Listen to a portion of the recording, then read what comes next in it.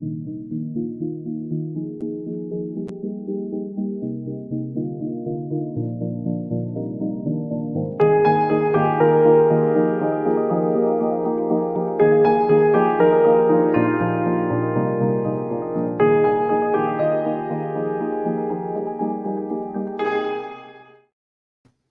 ladies and gentlemen.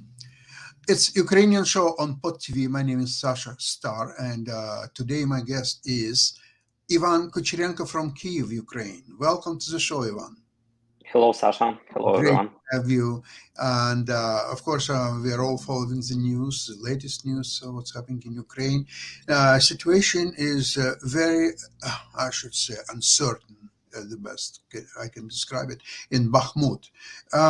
It's not really a strategic point of importance, whether it could have been, never mind Kyiv, but even like Kharkov or so on, or even some others like Bakhmut. Even in its best day, it was about 80,000 population, and now I'm not sure, maybe even only 10,000 there left. And 4,000. 4,000, yeah, I would imagine that less than 10. And so there's very conflicting reports from Ukraine itself and other news agencies and so on, that on one hand, Russians forces are so overwhelming and they use prisoners and they use this Wagner group and they use whatever else they can use, and Ukrainians have to save their brave soldier from sacrificing their lives for something worth 4,000 people still alive. So there will be hopefully alive, even if the Ukrainian will leave Bakhmut and concentrate on preparation for the attack on Russian forces. It's number one. Number two, Zelensky, I think I read that he said that his forces are putting a brave fight. And in fact, Zaluzhny, I think, was against leaving Bakhmut. So he wants to defend Bakhmut and use it probably as a trampoline for the following attack. Okay, so is that the case? What do you think, Ivan? Yeah, actually, Bakhmut has very good strategic position, and it's good for defending. And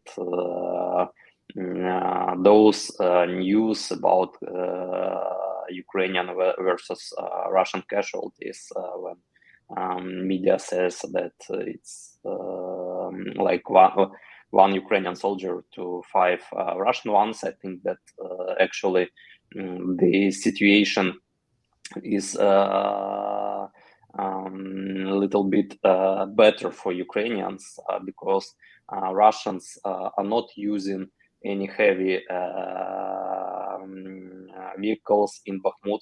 They're mostly attacking by troops, only using the soldiers, and these soldiers are going straight ahead the Ukrainian machine guns. So basically, it's, Russians are using Stalingrad scenario, where fight goes from house to house, from each underground site or so on. It's enormous. Well, of course, Ukrainians know the area better than Russians, so they can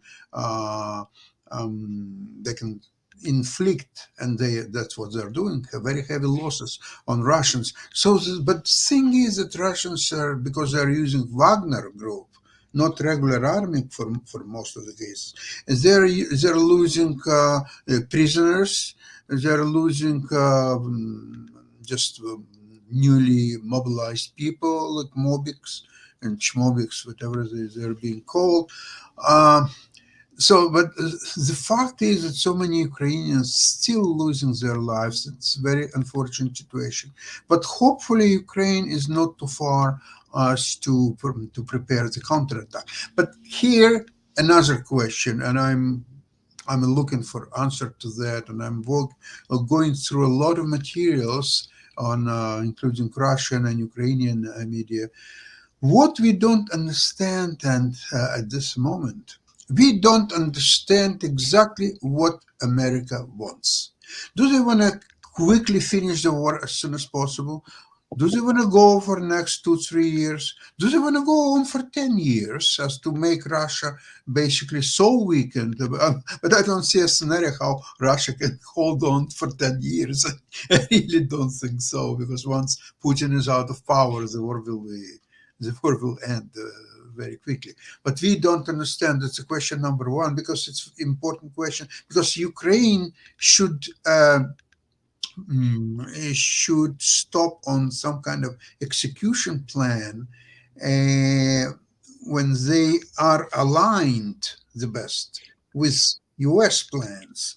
For example, is Ukraine ready for now to start right away the counterattack against Russian forces?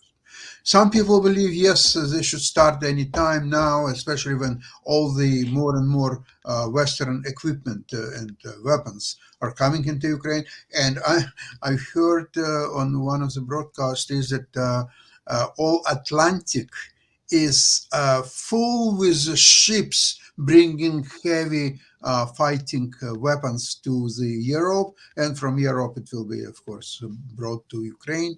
So it's all underway. The second scenario is wait until all this ammunition and weapons will arrive and then start counterattack. That may take 2, 3 months.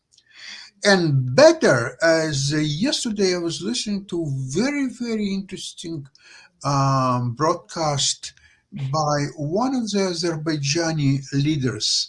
Um, he has a he has a difficult name. I will look up shortly, and he's either general or colonel of the Azerbaijani army, very knowledgeable man. And what he's saying is that Ukraine so far done the best they could just to exhaust Russian army, to make them heavy losses with the active counterattacks and eventually impregnable defense line. That was far the best strategy. And the more of that type of weapons they are getting, uh, see, instead, Ukrainian media is concentrated on tanks, on F-16 fighters. And what he's saying is that F-16 fighters, at the best case scenario, will not be available in 6, probably 9 months. Although I've read at the same time that so few Ukrainians fighters, they're already in the United States and they're being tested on how quickly they can start training on F-16s. Okay, so now tanks. Okay, all the Leopards, all the wonderful tanks and Leclercs. But considering the fact that Russians have more than enough time to put mines in their defense lines, as they can attack them with drones or with some other tactics or so on, are the tanks are so valuable at this time for Ukraine? Yes, it's nice to have them. So if you will take sides, okay, to have tanks or not to have tanks, let's see. Okay, here's your 3,000 tanks. Would you like to take them? Nobody will say no. Of course, they will take 1,000 tanks. At the worst case scenario, they could be used in defense too.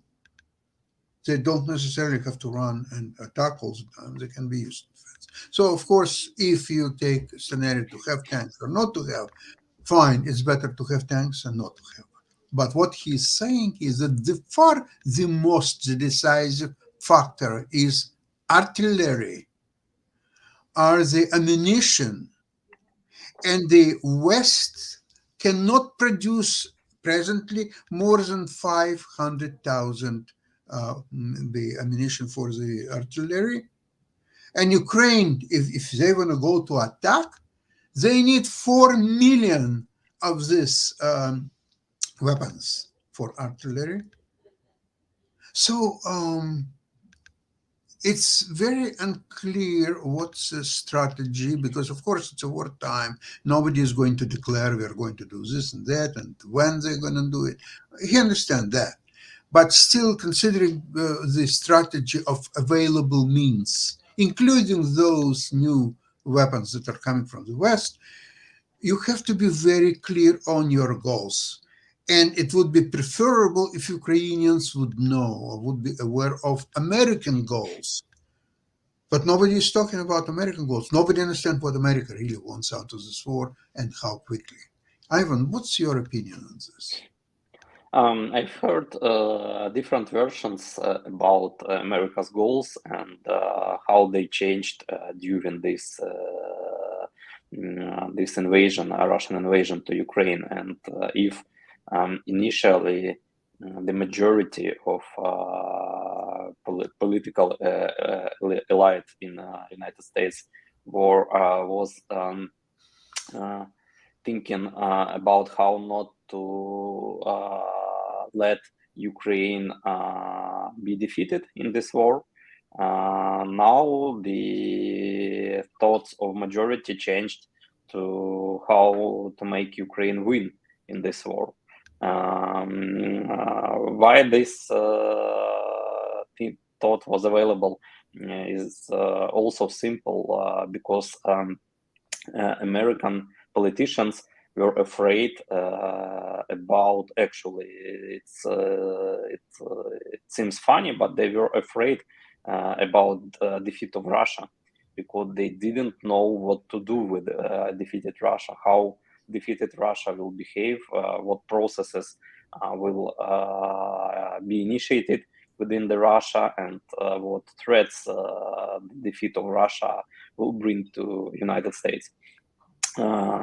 Looking to the amount of weapons which are now really being delivered to Ukraine, a lot of armored vehicles, a lot of tanks.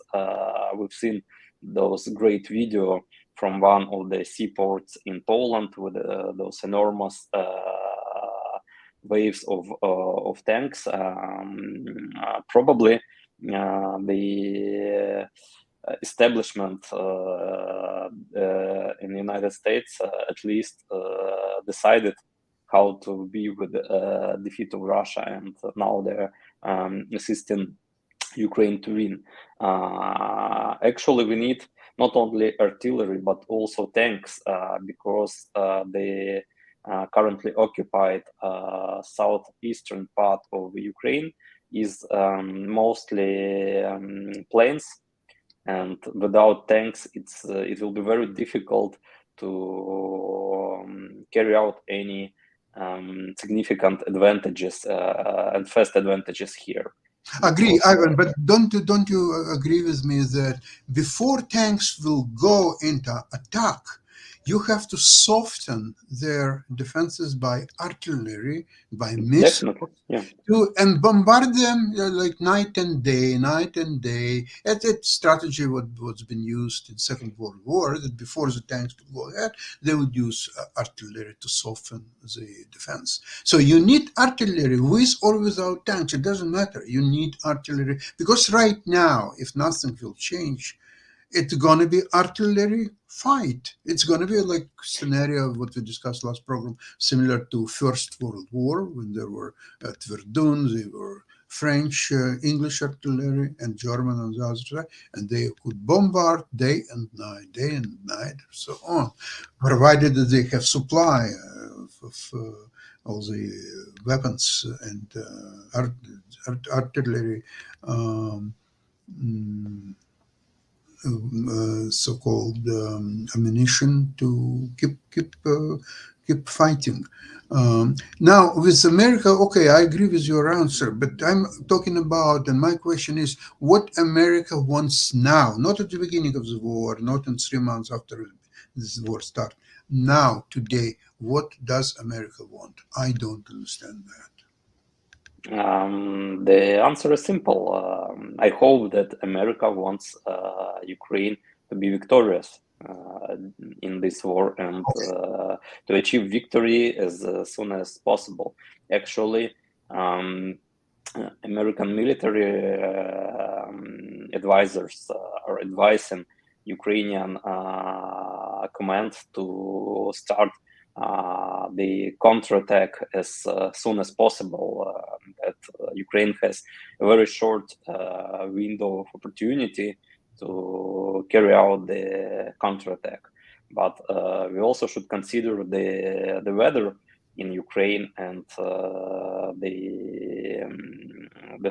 the spring, unfortunately, is not coming so fast as we expected, and the weather is pretty wet here, and this makes obstacles for advancing with the tanks, because they will just dig into the dirt and will not go any further. And from our part, they will be a very easy target for Russian artillery. Right, So but artillery doesn't care about bad weather. Artillery and missiles, they can work in any weather. This is a great advantage of this, right? I agree with you, and actually we need artillery, we need tanks, we need fighter jets, we need ammunition, we need everything that United States and European countries, and not only European, Asian countries actually can provide to Ukraine in order to help us to achieve victory in this war, and at least stop the Russian aggression in Ukraine and their atrocities which they are conducting here. Because every day when Russia is keeping captured Ukrainian cities, towns, villages, during every day they conduct atrocities on these occupied territories. They kidnap Ukrainian children, they kill Ukrainian civilians, they rape Ukrainian women, and not only women, and this can be stopped only by Ukrainian forces advancing and deoccupying these territories, because any negotiations can't be carried out with the Russians. They don't follow any rules. The recent their atrocity when they killed Ukrainian prisoner of war yesterday, after he said "Glory to Ukraine," and this another evidence of Russian war crimes. And I actually got a video for today, which I want to show you about one side of Russian atrocities. So let's see it. Let's please. The Russians have forcibly deported about 2.8 million Ukrainians since the beginning of the war. Most of these people faced a terrible and humiliating procedure, which the Russians call filtration. Not only is filtration required to leave the occupied cities, but it is even required to go to a different neighborhood. As of right now, there are at least 21 filtration camps in operation. These are special facilities in which the Russians try to identify those who threaten Russia's control of Ukraine, including everyone who holds pro-Ukrainian views. In these camps, the Russian military inspects Ukrainians trying to leave. They undress them, examine their tattoos, collect their biometric data, interrogate them, confiscate their mobile phones, money, and documents. Contacts are copied from smartphones with the help of special programs. Comments on social media and private text messages are read as well, even those that were deleted. The people can be detained for a few hours or almost a month, in awful conditions, and far from everyone passes the filtration. Вычислили военного украинского. Все, кто был в палатках, выскакивал и должен был бить этого человека, который уже валялся на земле. People who get unlucky are sent to special isolation cells. For many, this is a one-way ticket. Satellite images show freshly dug out earth near several of these isolation camps. This may indicate mass burials. І люди, які не чули про фільтраційний табір, це просто фінальна крапка, в якій знищують українців, яких не вбив руський снаряд і не виявив виконавець зачистки. It sounds like things from textbooks about World War II, but it is happening here and now. As always, the Russians insist that this is just slander. But as the U.S. representative at the UN said, a simple way to know if any of this is true. Let the United Nations in. Russia declined again. Ukrainian authorities, ombudspeople, and international human rights organizations are fighting to return the Ukrainians home every day. You can help too. Share this video and spread the word about what is happening both online and offline to let as many people know the truth as possible. We can only stop Russian crimes and bring those who are guilty to justice when we work together.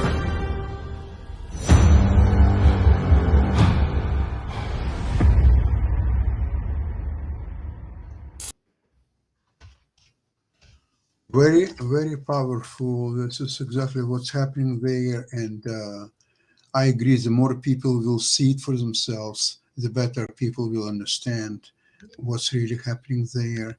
And this is one factor that when we were talking about what American wants in this war and what happening and how soon Ukrainians will go to attack, one very heavy argument that they should go to attack as soon as possible, it's definitely the factor that so many Ukrainians are suffering, not only on front lines, even not so much on the front lines, as people, civil, innocent people, children being deported to Russia. This is incredible. That's never happened since the Second World War, I believe.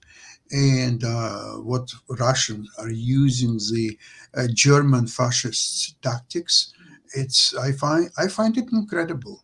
Really, it's beyond my comprehension. Really. So this is a heavy, heavy factor in going to the attack. Provided, of course, okay, there is weather conditions, there is ability of all these weapons being already in hands of Ukrainians. And this is why I think if you take this into picture and knowing that, for example, F-16s is not going to happen in the next 6 to 9 months, but 6 to 9 months in overall, if you're looking at overall perspective, that's not such a long time. And because Ukraine sooner or later will become a member of NATO, and NATO needs Ukraine just as much as Ukraine needs NATO.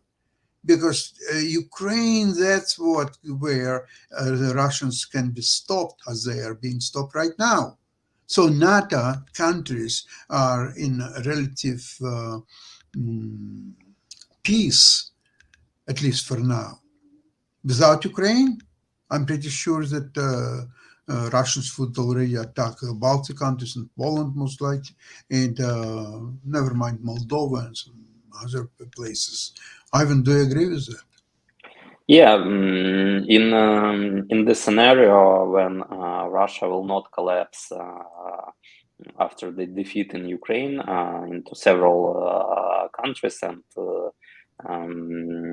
a civil war will appear within them. In another scenario, if Russia remains in its present format and without any kind of democratic government, then it will attack in 5 or 10 years again. And they will gather resources, they will prepare, and they will go a war not only on Ukraine, but also on Western Eastern European countries, like Baltic countries, like Poland. And Ukrainian army in this situation will be the only one which had the experience of fighting with the Russians. And this experience is really a treasure for NATO, because all NATO knowledge, all NATO experience is only from some kind of training and from some kind of intelligence, but they never had any direct war with Russia or with the Soviet Union.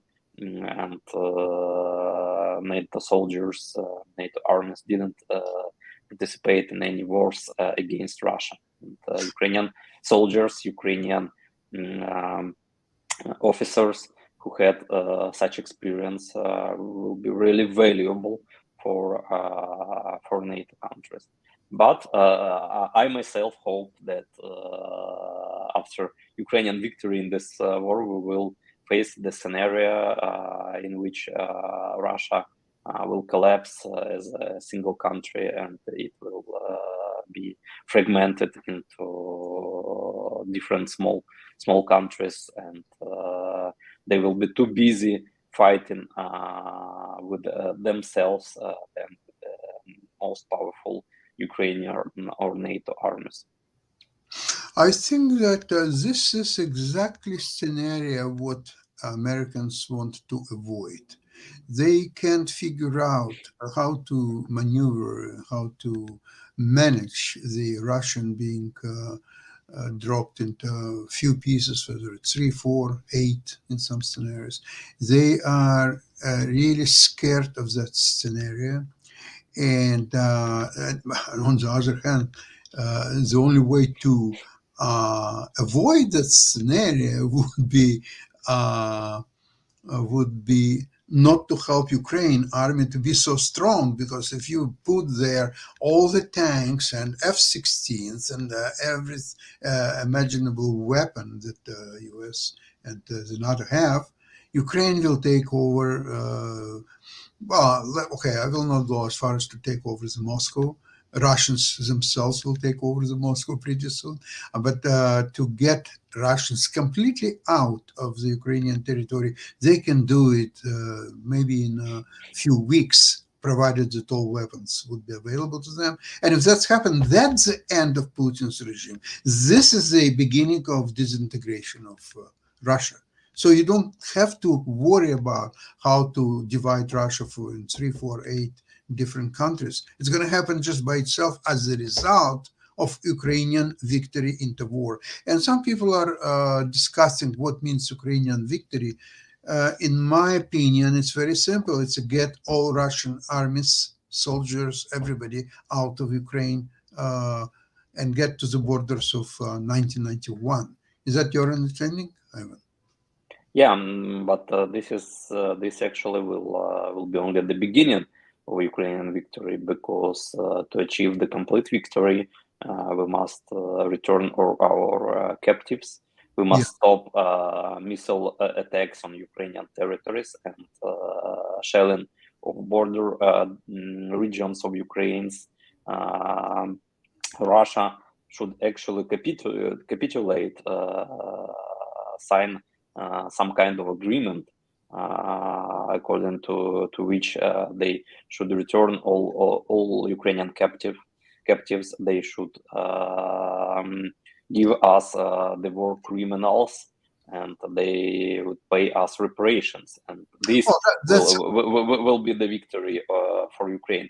Actually, that's what it calls Zelensky's plan. Yeah.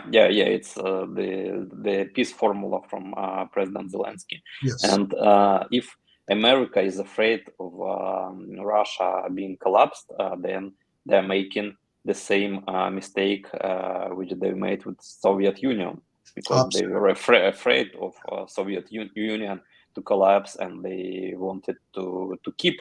It sounds like bullshit, but America didn't want the collapse of Soviet Union. They just wanted to weaken it, and but to let Soviet Union to keep all territories, all conquered countries like Ukraine or Georgia or other countries. And we see what this strategy actually bring us, because if Soviet Union was collapsed completely, with Russia collapsed into several countries and without any Russian Federation, then probably there was no such huge war in the center of Europe again. Yeah, well, as you know from history, the totalitarian regimes, they tend to collapse sooner or later, and in most cases the collapse is as a result of losing the war. And losing the war, that's what's ahead of Russia. pretty well soon, I really hope. With that, Ivan, thank you very much for participating in today's program and looking forward to see you back on Friday. Thank you Thank very you. much. Bye-bye. Слава Україні! Slava Ukraini.